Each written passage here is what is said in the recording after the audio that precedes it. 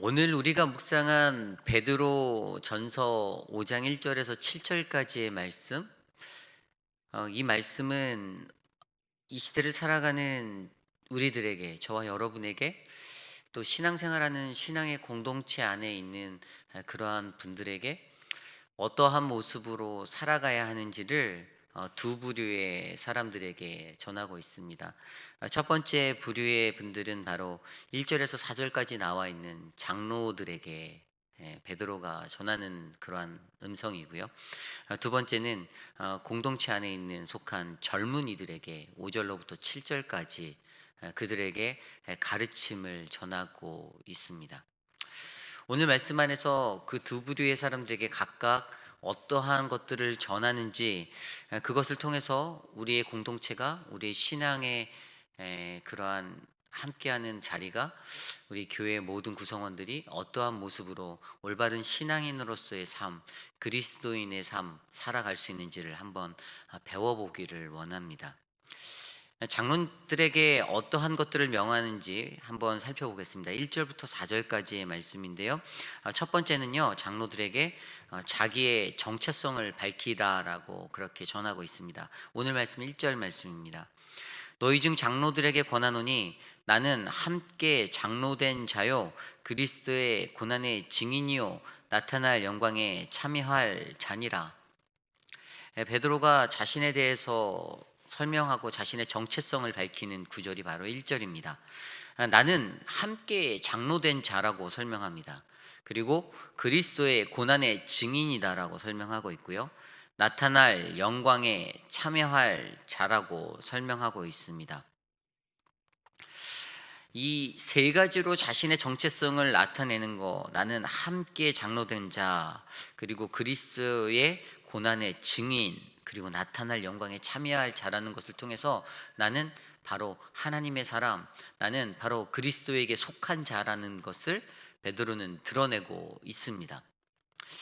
여러분, 정체성에 대해서 한번 생각해 볼까요? 정체성은 굉장히 중요합니다. 정체성을 어떻게 이해하고 계십니까? 정체성은요, 내가 누구인지, 내가 이 땅에서 살아가야 하는 그 삶의 목적이 무엇인지를 드러내주고 표현해주는 것이 바로 정체성입니다. 내가 누구인지를 정확히 아는 것, 그렇게 정체성을 확인하며 살아가는 것은 나라는 존재에 대한 그러한 확인의 모습이 되는 것입니다. 내가 나를 어떻게 생각하는가를 가장 먼저 잘 알아야, 그리고 나에 대한 정체성을 반드시 잘 알아야 이 세상에서 살아갈 때 다른 이들과 호흡하며 함께 살아갈 수 있다라는 사실을 먼저 기억하시기 바랍니다. 사람들이 살아갈 때에는요, 내 모습보다는 다른 사람들의 모습이 먼저 내 눈에 들어오기 마련입니다. 자신의 모습은 정확히 알지도 못하고 바라보지도 못하면서 항상 다른 사람의 모습들이 내 눈에 들어왔을 때 그것들을 내 마음에 안 들면 지적하게 되고, 그렇게 하는 모습들, 인간들이 갖고 있는 가장 연약함의 부분이 아닌가 싶습니다.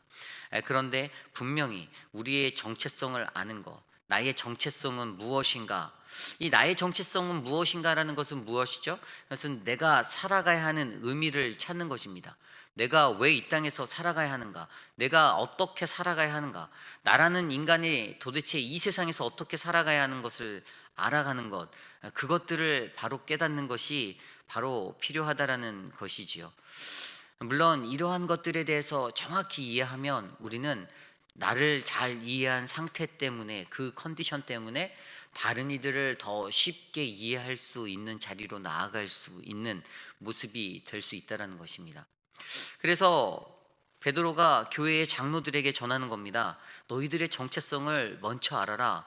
너희들의 정체성을 밝혀라. 너희 스스로가 먼저 너희가 누구인지를 바라보고 너희가 너희의 그 장로된 본분의 모습으로 살아가라 라고 전해주고 있는 것입니다. 이것이 주는 함축적인 가장 핵심은 함께 장로된 자, 그리스도의 고난의 증인, 그리고 나타날 영광에 참여할 자, 이것을 통해서 저는 갈라디아서 2장 20절의 말씀이 생각났습니다. 내가 그리스도와 함께 십자가에 못 박혔나니 그런즉 이제는 내가 산 것이 아니요 오직 내 안에 그리스도 예수께서 사신 것이라. 아멘. 내 안에 살아가신 예수 그리스도, 내 안에 살고 계시는 그분에 대한 정체성을 이해하고 그분의 십자가를 올바르게 바라볼 수 있는 정체성. 그래서 그리스도인 된 나의 모습의 정체성은 십자가에 나를 못 박고 그리스도와 함께 살고 함께 죽는 그러한 정체성을 가진 사도 바울의 그러한 고백, 이러한 정체성을 우리가 가져야 하겠지 않습니까? 이 정체성이 오늘 이 자리에 있는 저와 여러분 또 우리 모두에게 흘러가기를 저는 간절히 소망합니다. 두 번째로 장로들에게 전하는 마음은 어떠한 모습일까요? 바로 자원하는 마음이라는 것입니다. 자원하는 마음으로. 오늘 말씀 2절입니다. 너희 중에 있는 하나님의 양 무리를 치되 억지로 하지 말고 하나님의 뜻을 따라 자원함으로 하며 더러운 이득을 위하여 하지 말고 기꺼이 하라. 그 장로들에게 전하는 말이 하나님의 양의 무리를 치라라고 합니다. 하나님의 양들을 돌봐라라고 이야기하는 것이지요. 그런데 그러한 일들을 할 때 어떻게 하라고요? 억지로 하지 말고 하나님의 뜻에 따라 자원함으로 하고 더러운 이득을 위하여 그 일들을 하지 말고 기꺼이 하라라고 하고 있습니다. 여기서 가장 중요한 것은 자원하는 마음이 아닌가 싶습니다. 자원하는 마음. 자원하는 마음은 어떠한 마음입니까? 내가 어떤 것을 할 때 그냥 억지로 질질 끌려서 하는 게 아니라 내 안에서 기쁨으로 그냥 솔선수범해서 적극적으로 행동하는 것을 이야기하는 것입니다. 파스칼이 이러한 말을 했습니다. 가슴은 머리가 알지 못하는 것을 알고 있다라고 말하였습니다. 우리의 가슴은 내가 머리로 생각하는 거, 머리가 알고 있는 그 알지 못하는 것들까지 가슴은 다 느끼고 알 수 있다라는 이야기를 하는 것이. 좀 더 깊이 있게 이야기하면 자원하는 마음이라는 것은요, 머리로 해서 행하는 것이 아니라 가슴에서부터 우러나와야 진심, 이것이 바로 자원하는 마음이라는 것이죠. 사람들의 마음이요, 너무나도 재밌는 게 금방 구별이 돼요. 이 사람이 이 일을 할 때, 나한테 와서 이 말을 할 때 이게 진심인지 형식적인 말인지, 그 안에는 진심이라는 것들이 담겨 있기 때문에 사람들의 분별력은 그것을 정확하게 분별해낼 수 있다는 것이죠. 자원하는 것에 대한 것도 바로 그러한 것입니다. 진심이 담겨져 있는 마음으로 그 일을 행할 때, 그 일들을 행할 때, 우리의 가슴에서부터 우러나올 때, 그것들이 바로 자원하는 마음의 섬김이 되고 봉사가 되고 헌신이 된다라는 사실이지요.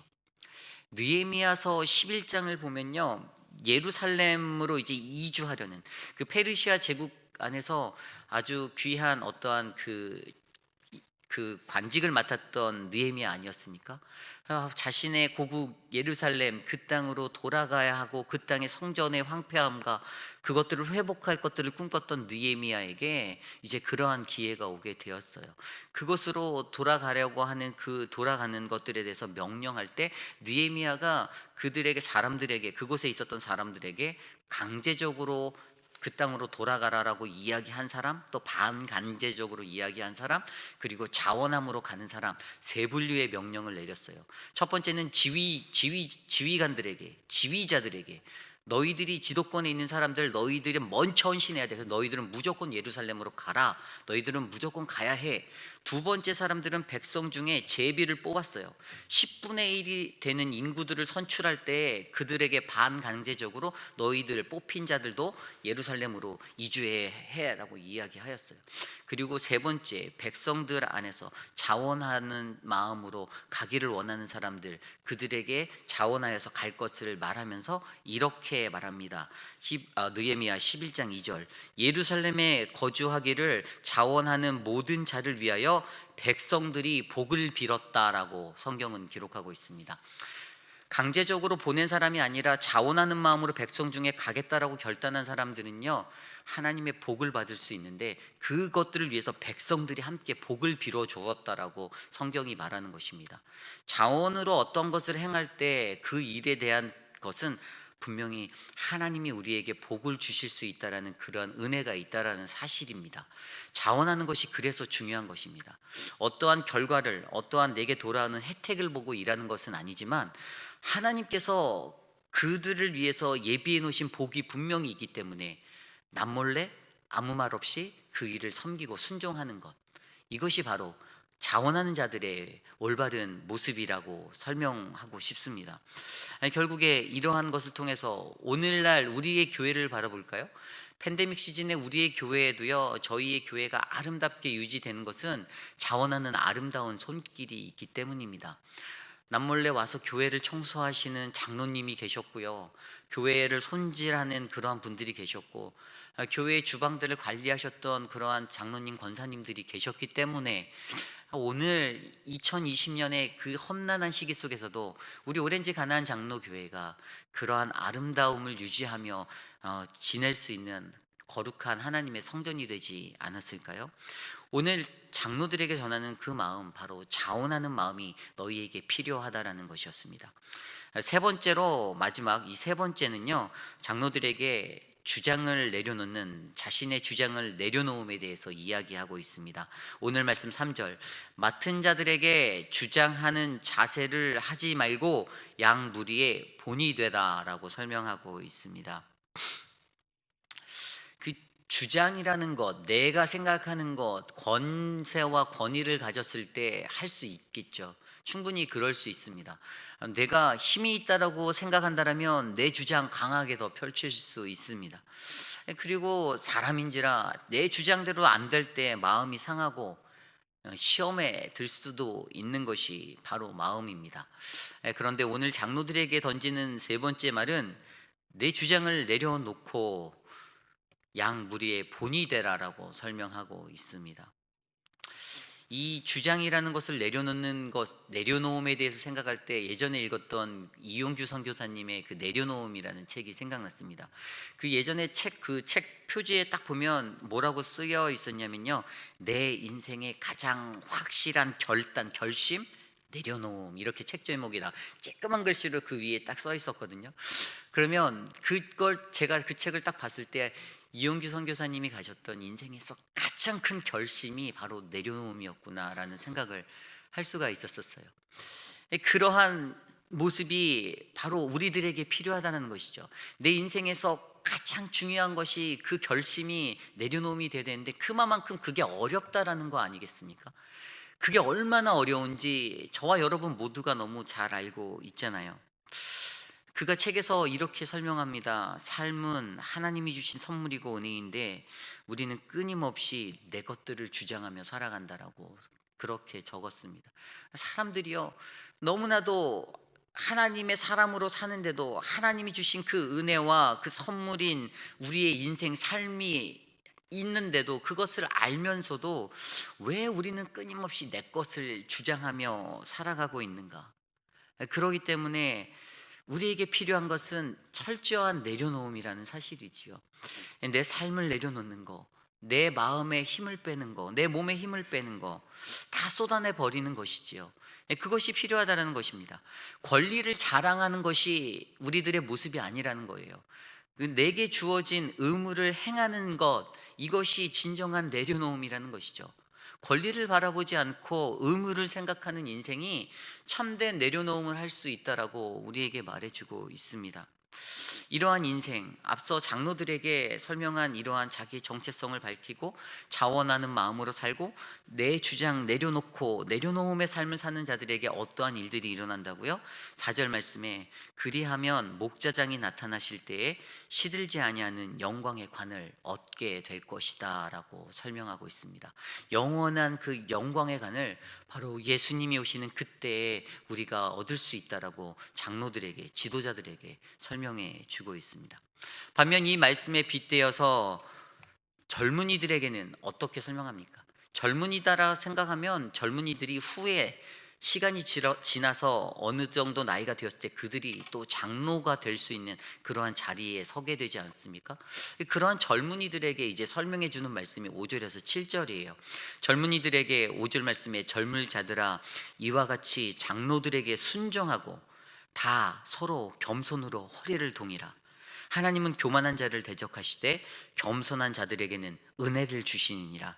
그러므로 하나님의 능하신 손 아래서 겸손하라. 때가 되면 너희를 높이시리라. 아멘. 그에게 말씀해 주시는 것, 젊은이들에게 바로 순종과 겸손이 필요하다라는 것을 설명하고 있습니다. 순종과 겸손. 장로들에게 순종하는 것, 그것이 필요하다라는 것이지요. 그들의 말에 귀 기울이는 것, 그리고 서로가 다 겸손으로 허리를 동이며 나의 교만을 가장 낮추는 것, 조이는 것, 이런 것들이 필요하다는 것입니다. 그렇게 겸손한 이들에게는 하나님의 은혜가 흘러갈 것이다라고 설명하는 것입니다. 겸손이 얼마나 중요한지. 그러므로 하나님의 능하신 손 아래서 우리가 겸손할 때 가장 중요한 것은 내가 아니라 하나님의 능력으로 내가 선다라는 것들을 이해하는 것이 겸손의 밑바탕이 된다라고 더불어 설명해 주시고, 그때 우리가 진정으로 높임을 받을 수 있다라고 이야기하고 계십니다. 겸손, 허리를 동이는 것이다 라고 오늘 말씀 선명합니다. 어떻게요? 하나님의 능하신 손 아래에서 허리를 동이는 것. 제가 교회 사역을 하다 보면요, 정말 여러 가지 일들이 일어날 때가 많이 있습니다. 저보다 뛰어나신 분들이 훨씬 더 많고 다 알고 있지요. 제가 모든 것들을 다 잘할 수 없는 것을 제가 너무나 잘 알기에, 하지만 그런 속에서도 항상 보면 너무나도 잘 아시는 분들이 간혹가다 나옵니다. 그런 분들은 자신들이 배운 어떤 학력과 자신들의 그 지식 안에서 그것들을 이야기하실 때가 있습니다. 보면은 그분들의 말이 다 맞습니다. 음악적으로도 맞고 모든 것들이 다 맞습니다. 그러나 한 가지 더 중요한 사실은 그러한 지식 위에 하나님의 능력이 있다라는 사실입니다. 그 지식보다도 더 크신 하나님이 함께 일하고 계신다라는 사실입니다. 그것들을 경험하게 되는 것이 우리에게 필요하다라는 것을 이야기하는 겁니다. 그것이 바로 7절 말씀 아닙니까? 너희 염려를 다 주께 맡기라. 이는 그가 너희를 돌보심이라. 사람이 염려하고 걱정하고 근심하는 그 모든 것들이 어떻게 해요? 하나님께 맡겨지는 것 안에서 그분의 돌보심을 경험할 수 있게 되는 그러한 기적이 되고 이적이 된다라고 설명하고 있습니다. 이것들을 젊은이들에게 전해주는 것입니다. 젊은이들은요, 혈기가 있습니다. 그리고 열정이 있습니다. 힘이 있습니다. 역동성 있는 그러한 생각과 그러한 것들이 넘칩니다. 하지만 때로는 우리들, 저도 젊죠. 저 같은 사람들도 그러한 제 열정과 그것들을 잠깐 멈추고 위에서 어르신들이 말씀하시는, 그 장로들이 이야기하는, 어른들이 말씀하시는 그것들을 귀 기울여야 한다는 사실입니다. 그들의 말이, 그들의 인생에 함축되어져 있는 것들이 때로는 우리들에게, 젊은이들이 알지 못하는 그러한 아주 명약이 될 수 있다는 사실이죠. 그러기 위해서 오늘 말씀에서 젊은이들에게 순종과 겸손이 필요하다, 그리고 하나님의 돌보심을 경험하는 것이 필요하다라고 오늘 베드로는 권면해 주고 있습니다. 결국에 이 순종과 겸손을 하기 위해서 무엇이 필요할까요? 남아프리카의 성자라고 불리는 앤드류 머레이가 있습니다. 그가 썼던 겸손이라는 책에는요, 겸손은 하나님께 영광을 돌려야 할 피조물의 당연한 도리라고 그는 그 책에서 설명하였습니다. 그것을 빗대어서 우리가 생각할 수 있는 것은 누가복음 14장에 기록되어져 있는 자기를 낮추는 자는 높아질 것이다라는 그 하나님의 말씀, 예수님의 말씀이 생각나지 않습니까? 겸손이라는 것은 그것입니다. 나를 창조하신 그 하나님, 그분을 내가 섬기는 것, 그분께 영광을 돌려야 하는 그것이 나의 당연한 도리, 이것을 아는 것. 그리고 순종에 대해서 앤드류 머레이가 순종학교라는 그의 책에서 뭐라고 설명하였냐면, 순종의 본질은 자기가 아닌 다른 이를 위하여 살아가는 것이다 라고 설명합니다. 순종의 가장 기본적인 본질은 나를 보는 것이 아니라 타자를 위한 것, 타자를 생각하는 것. 그렇게 살다 보면 자연스럽게 하나님의 법을 마음속에 새기게 되고 하나님의 명령을 마음속에 생겨서 하나님 사랑, 이웃 사랑을 실천하게 되기 때문에 자연스레 순종이 드러나게 된다라고 그는 그의 책에서 설명하고 있습니다. 결국에 어떻게 우리가 이해할 수 있지요? 그러한 하나님이 주시는 마음의 겸손과 순종을 본받아 젊은이들이 겸손하고 낮아짐으로 하나님 앞에 서야 한다는 사실. 아름다운 교회 공동체가 있다라면 그 교회 공동체가 바로 이러한 장로들과 이러한 젊은이들이 함께하는 공동체가 아닌가 기대가 됩니다. 잠언 22장 4절 말씀에 보면 겸손과 여호와를 경외함의 보상은 재물과 영광과 생명이다라고 설명해 주셨습니다. 하나님의 말씀 속에서 겸손과 순종의 결과는, 그것에 대한 보상은 재물과 영광과 생명이 있다라는 사실을 우리가 기억할 때, 우리들이 세상의 것을 구하지 않고 나를 철저하게 낮추어 겸손과 순종의 삶, 하나님의 돌보심을 경험하는 삶이 우리들 안에서 일어나게 될 줄 믿습니다. 오늘 우리에게 주신 이 말씀을 통해서 우리는 그러한 인생을 살기 원합니다.